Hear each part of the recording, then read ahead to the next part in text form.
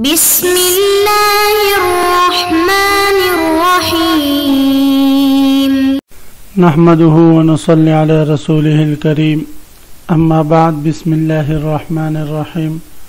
عزیز طلبہ، آج ہم کنز الدقائق حصہ دوم سبق نمبر 91 شروع کر رہے ہیں۔ اس سبق میں ہم کتاب الشہادہ سے باب من تقبل شہادتہ ومن لا تقبل سے متعلق پڑھیں گے۔ آج کے اس سبق میں ہم ان لوگوں سے متعلق پڑھیں گے کہ جن کے بارے میں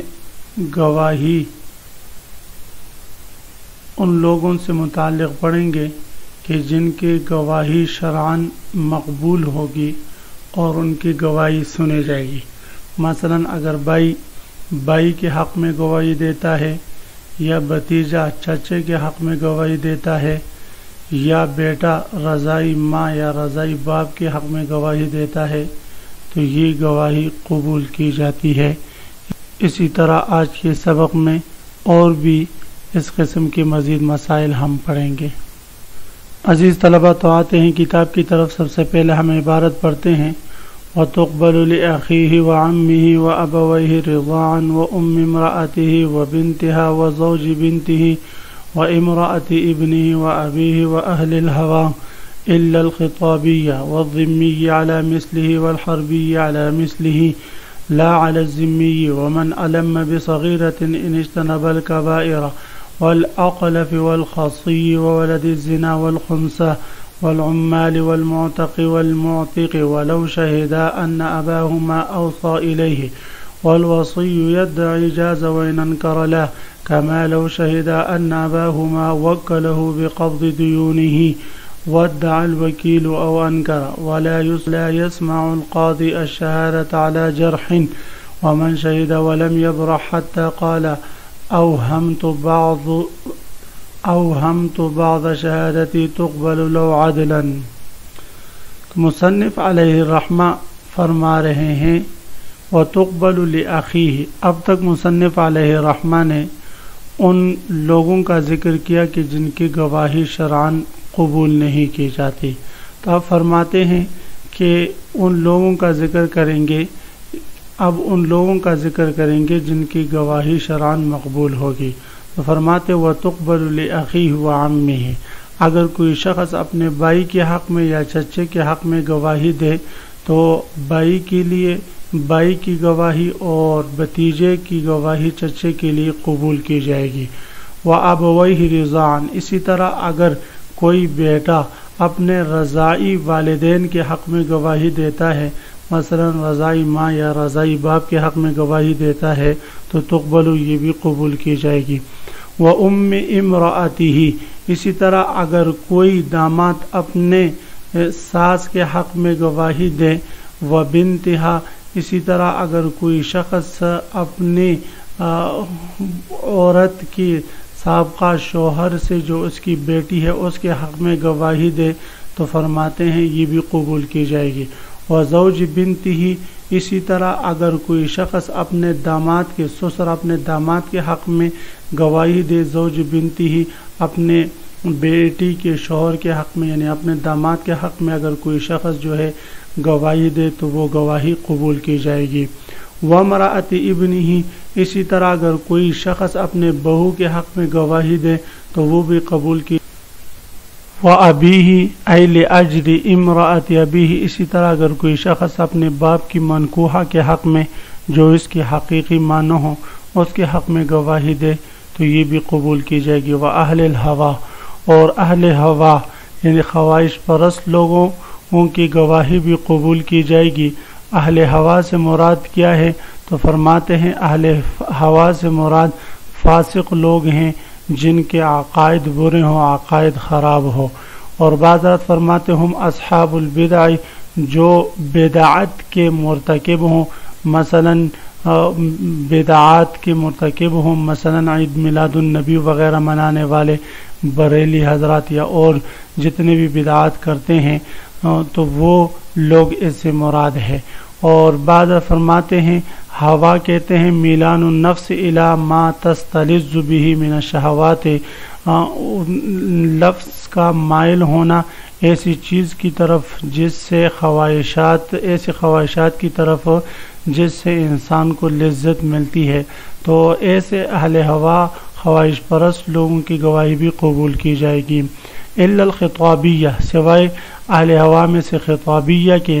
خطابیہ سے مراد وہ روافض ہے جن کی نسبت ابو الخطاب محمد بن ابی وہب الاجدع کی طرف کی جاتی ہے، اور بعض کہتے ہیں اس سے مراد وہ روافض ہے جن کی نسبت احمد بن ابی زینب الاسدی الاجدع کی طرف کی جاتی ہے، تو ان کو روافض کہا جاتا ہے۔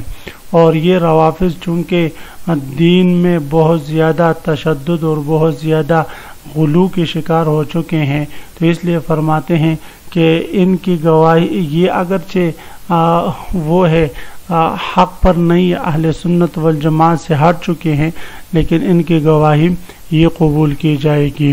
اور یہ حضرت علی رضی اللہ تعالیٰ عنہ کے بارے میں کہتے ہیں کہ یہ بڑے معبود ہے۔ بہرحال تو ان خطابیوں کی گواہی بھی قبول کی جائے گی۔ والذمی علی مثلہ، ذمی اگر ذمی کے حق میں گواہی دے تو اس کی گواہی بھی قبول کی جائے گی۔ والحربی علی مثلہ، اسی طرح اگر حربی کافر جو دارالحرب میں رہتا ہے اور وہ آ کر یہاں پر گواہی دے تو اس کی گواہی بھی قبول کی جائے گی، لیکن حربی کے خلاف لا علی ذمی، حربی کی گواہی ذمی کے خلاف قبول نہیں کی جائے گی۔ اس میں ائمہ ثلاثہ امام شافعی رحمہم اللہ تعالیٰ فرماتے ہیں کہ یہ جو غیر مسلم ہے حربی اور ذمی، ان کی گواہی قبول نہیں کی جائے گی، اس لیے کہ یہ فاسق لوگ ہیں اور عقیدے کی خرابی ان میں پائی جاتی ہے۔ لیکن ائمہ احناف رحمہم اللہ تعالیٰ فرماتے ہیں عقیدے کا خراب ہونا یہ فسق باطن ہے، اور گواہی کی قبولیت اور عدم قبولیت میں فسق ظاہر معنی ہے، فسق باطن نہیں۔ ومن علم بصغیرۃ، اور جو شخص صغیرہ گناہوں کا مرتکب ہو، اہل اللمم سے یہ مشتق ہے، علم یلم، علمام کا معنی آتا ہے چھوٹے گناہ کرنا۔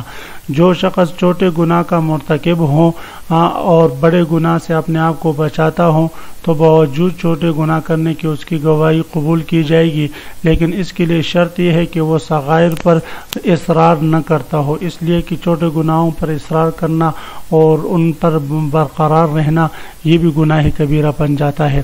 والاقلف، اسی طرح اقلف غیر مختون شخص کو کہتے ہیں جس کا ختنہ نہ ہوا ہو، تو اقلف کی گواہی بھی قبول کی جاتی ہے۔ والخصی، خصی کی گواہی بھی قبول کی جاتی ہے۔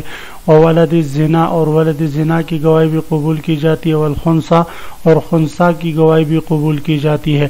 والعمال، عامل کی جمع ہے، عامل اس شخص کو کہتے ہیں جس کو قاضی یا حاکم مقرر کریں کہ جا کر وہ لوگوں سے زکوٰۃ و صدقات کے مال جمع کرے، تو ایسے لوگوں کی گواہی بھی قبول کی جاتی ہے۔ والمعتقی، والمعتقی، معتق اگر معتق کے حق میں یا معتق اگر معتق کے حق میں گواہی دے، معتق کہتے ہیں آزاد کردہ غلام کو، اور معتق کہتے ہیں آزاد کرنے والے کو، اگر یہ ایک دوسرے کے حق میں گواہی دے تو ان کی گواہی قبول کی جاتی ہے۔ ولو شہدا ان اباہما اوصى الیہ، اگر دو بچے مل کر قاضی کی عدالت میں اس بات کی گواہی دے دیں کہ ہمارے باپ نے فلاں شخص کو وصی بنایا ہے، لہذا وہ ہمارے مال میں تصرف کرے، ہم نابالغ، تصرف کی اہلیت ولایت ہمیں نہیں، تو قاضی فرماتے ہیں اس کو حکم کر دے، اگر اس کو کہے گا کہ آیا آپ اس وصیت کو تسلیم کرتے ہیں یا نہیں، اگر وہ اس کا اقرار کرے تو قاضی اس کو وصی مقرر کرے، اگر وہ اس کا انکار کرے تو اس کو وصی مقرر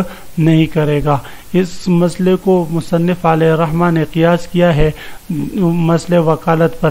اگر دو بیٹے گواہی دے دے کہ فلاں بندے کو وکیل بنائے ہیں ہمارے باپ نے کہ وہ ہمارے مال میں تصرف کرے، تو لہذا اس کو اجازت دے دیں، اگر وہ وکیل اس کا اقرار کرے تو ٹھیک ہے وہ وکیل ہوگا، اگر وہ انکار کرے تو وہ وکیل نہیں بنتا۔ تو اسی طرح ولو شہدا ان اباہما، اگر دو بیٹوں نے گواہی دی کہ ان دونوں کے باپ نے اوصى الیہ، وصیت کی ہے فلاں کی طرف، والوصی یدعی اور وصی بھی اس وصیت کا دعویٰ کرے جازہ تو ان کی گواہی قابل قبول ہوگی، وَإِنْ أَنْكَرَ اگر وصی اس کا انکار کرے لا تو پھر اس صورت میں ان کی گواہی قبول نہیں کی جائے گی۔ کما لو شہدہ، یہ اب مقی صالح مسئلہ ذکر فرمایا، جس طرح کہ اگر دو بیٹے گواہی دے دیں ان اباہما وکلو کہ ان دونوں کے باپ نے فلاں شخص کو وکیل بنایا ہے بقبض دیونہ، ان کے باپ کے قرضے کو قبضہ کرنے کا فلاں شخص کو، وادعا الوکیل، وکیل اس کا دعویٰ کرے، او انکر یا انکار کرے، تو فرماتے ہیں دعوے کی صورت میں اس کی بات قبول کی جائے گی، بیٹوں کی گواہی قبول کی جائے گی، اور انکار کی صورت میں لا تقبل هذه الشهادہ، ان کی گواہی قبول نہیں کی جائے گی بنا پر تہمت کے۔ ولا يسمع القاضی الشہادۃ علی جرح، فرماتے ہیں کہ قاضی محض ظاہری جرح پر گواہی قبول نہیں کرے گا، گواہی نہیں سنے گا۔ جرح کا مطلب عزیز طلبہ اس سے مراد جرح مجرد ہے، الجرح المجرد، جرح مجرد اس جرح کو کہتے ہیں جو قاضی کے فیصلے کے تحت نہ آئے اور اس پر کوئی حکم نہ لگ سکے۔ مثلا کوئی شخص جا کر قاضی کی عدالت میں کہے یہ دو بندے جو فلاں مدعی کے حق میں گواہی دے رہے ہیں یہ تو زانی ہیں، یہ تو فاسق ہیں، تو جب تک وجہ زنا یا وجہ فسق وہ ذکر نہیں کرتے اور اس کو ثبوت سے ذکر نہیں کرتے اس وقت تک قاضی ان گواہوں کی گواہی رد نہیں کرے گا، اور ان لوگوں کی یہ جرح مجرد جو ہے یہ قابل قبول نہیں ہوگی۔ تو ولا يسمع القاضی الشہادۃ، قاضی گواہی نہ سنے علی جرح یا علی الجرح المجرد، جرح مجرد پر۔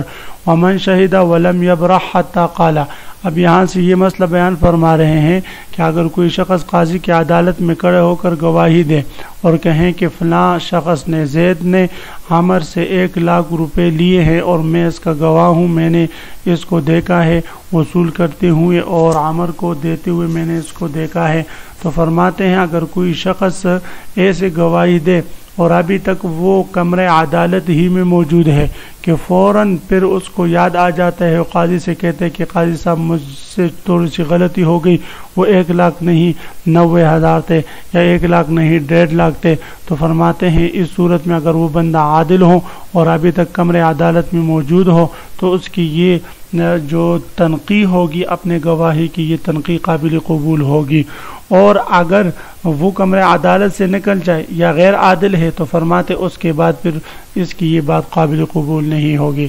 ومن شہیدہ، اگر کوئی شخص قاضی کی عدالت میں گواہی دے چکا، ولم یبرح حتی قال، اور ابھی تک قاضی کی عدالت ہی میں قائم رہا یہاں تک کہ اس نے کہا او ہم تو بعض شہادتی، میں اپنے بعض گواہی کو ساقط کر چکا یا بھول چکا، تقبلو، تو وہ بعض گواہی جب وہ بعد میں دوبارہ پیش کرے گا تو اس کو قبول کیا جائے گا، لو عدلاً، اگر یہ شاہد عادل ہو۔ تو عزیز طلبہ، آج کے سبق میں ہم نے ان لوگوں سے متعلق پڑھا کہ جن کی گواہی قبول کی جائے گی۔ تو عزیز طلبہ، اس سبق کو بار بار سنیں، سمجھنے کی کوشش کریں۔ اللہ تعالی ہمارا حامی و ناصر ہو، آمین۔ وآخر دعوانا ان الحمدللہ رب العالمین۔